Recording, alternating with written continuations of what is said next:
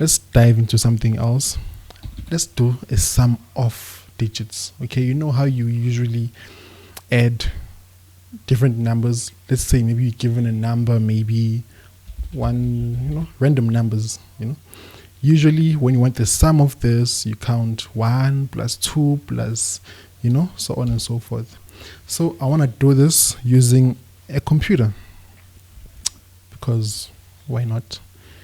So the reason, or the way we can do this, is we can use a function, and let's name it sum of, like so. And then we can put in something in the parameter. This is where we're going to place our input. Simple stuff. And now we need a base condition. So we can say if whatever number we put in the end, let's set it to 0. So if there's nothing, then just return the 0 point. Okay, so if it reaches from whatever it is, it goes down to 0, it should just return whatever that number is. Now we have to return, since it's an integer, we have to return something. So let's return something called a modulus. So we're going to take our number and we're going to use a module 10.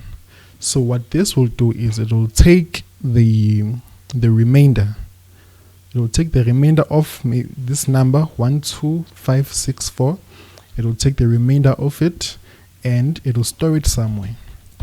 And then when we take that number that it has stored, we're going to add it with our own number, sum of n, and we're going to remove the last digit. This is what this means. Okay, we're going to remove the last digit, and now that should be it. Let's store our answer.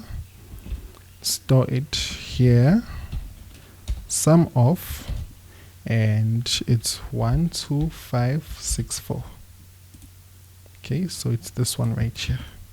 Store it here, and now we can print it out. We can say print and just call answer. When we run this program, it should give us the entire sum of that number. So when we say Python main.py 18, if you take out your calculator, or if you can literally count it, you will see that 1 plus 2 plus 5 plus 6 plus 4 is indeed 18. And that's how you know I'm a nerd. Yeah, I mean, normal people use a calculator. Yeah.